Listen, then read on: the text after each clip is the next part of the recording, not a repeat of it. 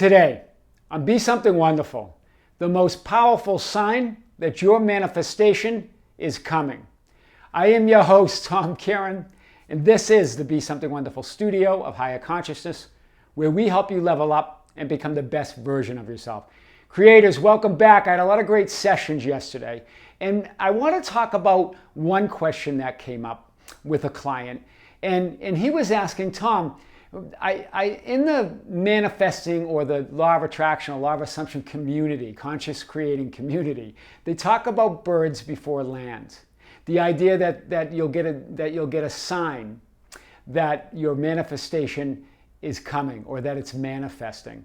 And he was talking about some specific things that he was working on, is in his words. And he was asking about, is this a sign or is that a sign? He was bringing up some specifics. And he said he's confused because Neville Goddard talks about that signs do not precede, they follow. So guys, I've talked about this before, but I really want to hit it like we never have before. Here's the thing.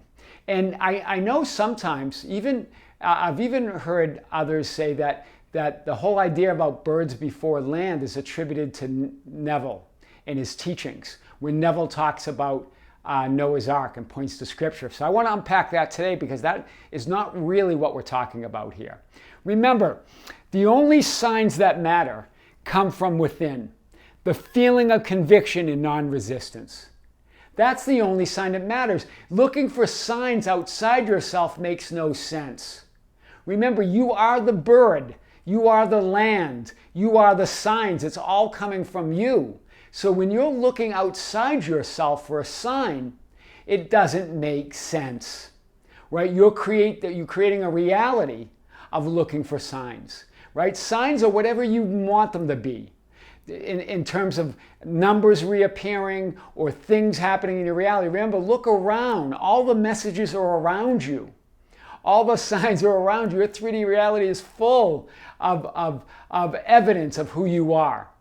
But you decide that. There's no outside power. There's no outside force giving you signs, right? And so the only signs that matter come from within, the feeling of conviction or non-resistance. In other words, resting in the spirit of wish fulfilled. That's really what birds before land mean. And I'm going to show you this today with the story of Noah as well, because that's what it means. It's not saying, we're using the physical meaning of the nautical term. When a ship would see birds and they couldn't see land yet, they knew that the land was close because they were seeing birds, right? That's an indicator, right? So you're translating that and saying, okay, so I'm going to be looking for physical evidence in 3D reality that it's coming. It's not talking about that. The birds is the feeling within you. It's your resting in that conviction, in that fulfillment, and non-resistance. That's the birds that you're going to be seeing. You're going to be seeing it within. You're going to be feeling it within. That's big. Because of your belief in external things. This is what, here Neville Goddard is very clear that he's not talking about birds before land or physical evidence as signs. Because of your belief in external things, you think power into them by transferring the power that you are to the external thing. Realize you yourself are the power that you have mistakenly given to the outer conditions. Neville's very clear here. It's not giving the power to the birds. Right? You're giving all the power to the birds, right? Remember, the bird's within you. It's your feeling of fulfillment. It's your feeling of non-resistance. It's your feeling of conviction that it's done is the birds before land. Hear this. So, in other words, you are the bird, you are the land. It's all you. Let's hit this. So, in Noah's Ark, this is from Scripture here. Here's the first point I want to make. This is when they're referring to Noah. He sent out a dove from him to see if the water was abated from the face of the land. So hear this. He sent a dove out, it says from him. In other words, from within him. This is the idea, right? The bird. We're talking about the dove. That's the bird. He sent it out to see if the water was abated. In other words, if the bird doesn't return then it has found land. If it returns, there's still water. Do you get it? That's what he did. He sent it out from within him. It's a sign within you, right? Remember, the dove represents your natural state of fulfillment. Peace, love is your state of mind or consciousness. That's your higher thought. That's what the dove represents, right? So it's this idea that you're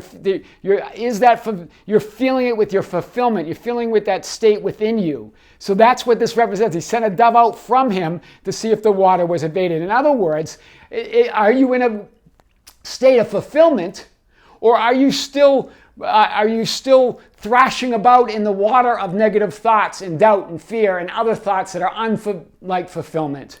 That's big, right? Are you flooded by negative thoughts, or thoughts that are thoughts of unfulfillment, or thoughts of not having your wish fulfilled? That's what the flood represents, right? So the flood symbolizes being overwhelmed with thoughts of separation, unfulfillment, doubt, and fear.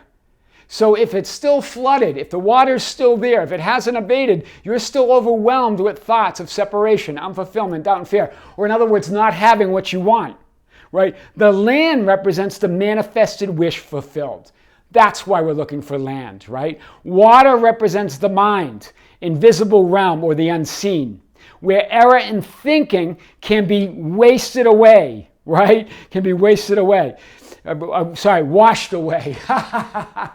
So where your errors can be washed away by the flood, right? The flood represents washing away the error in thinking. And once it washes away, the land appears. Do you see this? So water represents the mind. In this case, right? There's different aspects of what water represents throughout the Bible, guys. So I'm using one example. This is what it represents in this case. There are many examples of what water represents in the Bible. In this metaphor, water represents the mind, the invisible realm, the unseen, where error in thinking can be washed away, right? The earth, the body are mostly water and unseen. Hear this, the earth and the body are mostly water, right? They're mostly unseen. So the land, as I said, represents your manifested wish fulfilled, right? Or 3D conditions. But we're mostly unseen. Just like the earth and just like the body, it's mostly water. It's mostly that unseen. It's mostly that body of consciousness, that invisible realm. Wow, that's powerful, guys. So we're going to get to this a little bit more. So the ark symbolizes your spiritual divine center. And so Noah, remember, Noah was known as higher thought, as a spiritual, as peaceful, as with God, right? So the ark symbolizes your spiritual divine center. It's built by affirming your oneness or your I amness with God. Remember, Noah built the ark. In other words, it symbolizes him moving to his spiritual center, to the center of fulfillment. Right? It is built by affirming your oneness or your I amness with God. You shall, and then it says in Genesis 6:16, you shall make a window for the ark and finish it to a cubit from the top. So remember that there was only one window in the ark, and Noah couldn't see out of it. It was in the ceiling. So it represents looking up, or in other words, looking up or in within. Focusing on your wish fulfilled, focusing on your higher spiritual thought, your higher spiritual center, or your divine center, right? So that's why it was put into the top, right? In the ceiling where it could be opened, but Noah couldn't see out of it. Hear this. So Noah couldn't see out of that window to check for, quote, signs. Do you hear this? It was always the window opening up represented looking up or looking within, staying within your wish fulfilled, not looking to the outside world or the 3D conditions for what's happening, right? And to see if there's a sign, or to see if other things are happening, right? None of that, right? Only keep your vision focused on your wish fulfilled, above and within, not the raging floodwaters of 3D conditions. Hear this, and now we're comparing the waters to the raging floodwaters of 3D conditions. But those same raging floodwaters of negative thoughts and other things also wash away their own negative thoughts. As they wash away and land is shown. So there's two ideas here with these waters, right? The whole story of the flood, hear this, the whole story of the flood and Noah is about finding, aligning with that divine fulfillment within, resting in your wish fulfilled, resting in your I amness, resting in your divine power, resting in your divine center. That's the whole story of the flood. Let's keep going on this. Noah, and then it says here in Genesis 6 through 7, Noah opened the window and sent out a raven. So this was before he sent the dove out. He sent the raven out first, and it flew here and there until the water was dried up from the earth. So what does the raven represent? Well, remember, birds are thoughts, right? They're thoughts or ideas. So the raven represents negative thoughts that come and go. It says open the window and sent out or let out the negative thoughts, and they flew here and there. They're always going everywhere, right? Your thoughts are always going. Those negative thoughts are going everywhere, right? And are released as you enter into in rest and fulfillment. They don't return. See, the raven never came back, right? And it flew from here to there until the water was dried up. Do you see this? So the raven are the negative thoughts that come and go and are released as you enter into and rest and fulfillment. Then it said, he sent the dove out from him that we just talked about. Let me just go to that, right? And right here, he sent out a dove from him, from within him. A dove representing that natural state of fulfillment or higher thought, higher mind, right? And to see if the waters were abated yet. So he sent that dove out, that higher thought. In other words, it's your imaginal scene of love and fulfillment. Right? The dove from within him. You're in your imaginal scene. You're imagining your wish fulfilled. But here's what happened. The dove found no resting place. Indicating you're not resting in fulfillment yet. Wow, that's big. You're not resting in the conviction. It says the dove found no resting place for the sole of her foot. Just like Joshua, wherever you put your foot down, wherever your foot treads, it's yours. God has given it to you. But there was no resting place for that. No land, no manifestation, in other words. Nothing to claim yet within. You haven't reached the conviction yet. So she returned to him into the ark. Hear the wording here. So the dove returned to him, to Noah, into the ark. Back to going within. Persisting in that imaginal scene. Persisting in that state, right? Brought her into the ark to himself. Wow, the wording is so clear in Scripture. Look at the way it's worded. Brought the dove, or in other words, that higher thought, that higher spiritual state, that higher thinking, that imaginal act of your wish fulfilled, brought it into the ark to himself or within. That's so big. So let's keep going here.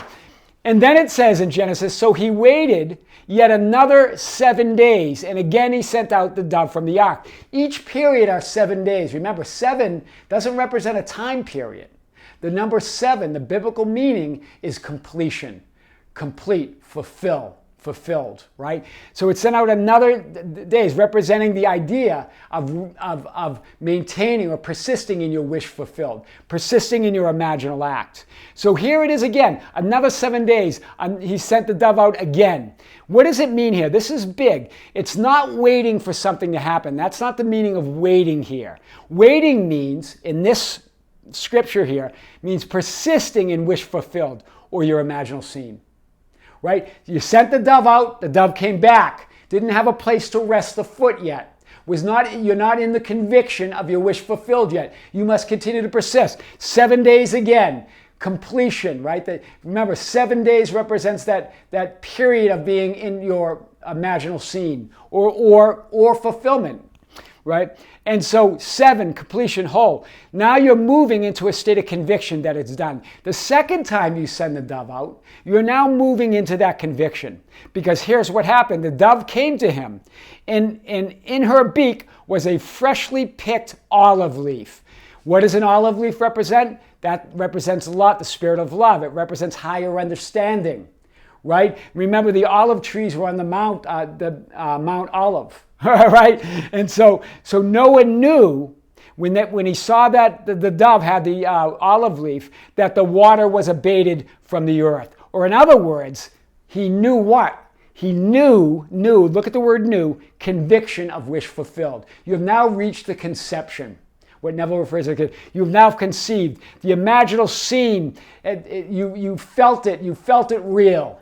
It's real to you, it's done. The inner manifestation is done here. So the dove came to him with that, so the dove comes back with that olive leaf. Now you're persisting. Now what do? You continue to persist in your imaginal scene until you feel it real, state of conviction, fulfillment. That's what you did here. You persisted until you felt it real. That's the second time. Remember, the dove is sent out 3 times. The first time it came back with empty-handed, had no place to land. The second time it came back with an olive leaf, indicating there is land. Wow, big. And it also indicates that higher spiritual consciousness.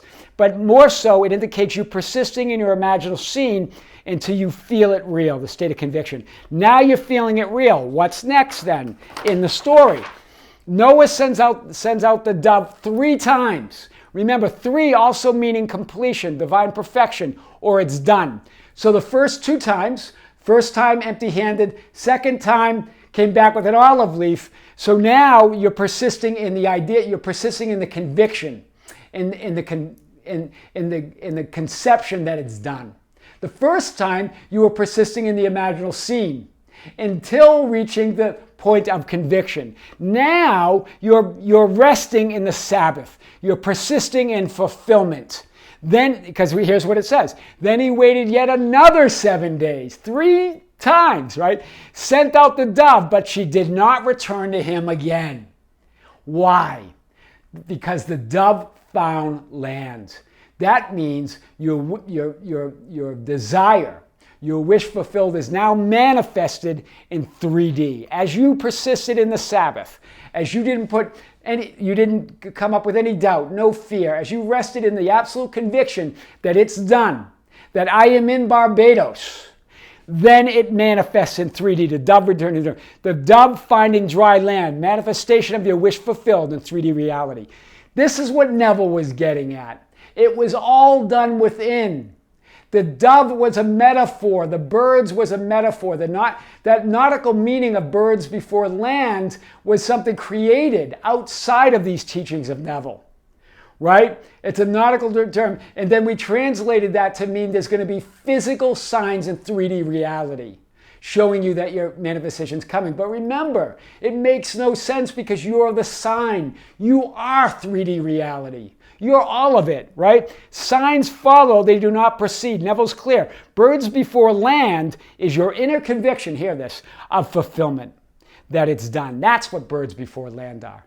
Your inner conviction that it's done. Your inner conviction as you do your imaginal scene. Your inner conviction as you persist until you feel it real, until you feel the conception or the conception of your wish or the inner manifestation. And then feeling it real as that inner manifestation is manifested in 3D reality. In other words, birds before land, right? There's no power and there are no signs outside of you. It's all you. That is the most powerful sign that your manifestation is coming.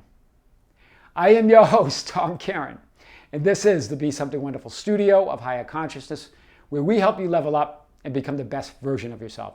Don't forget to subscribe, hit the notification button, like and share our videos. That's how we get our message out. You can follow us on Facebook at Be Something Wonderful. We also have a group called the Be Something Wonderful Ambassadors at facebook.com/groups/Be Something Wonderful. It's a totally open group where you can share insights and guidance or ask for insight and guidance from others.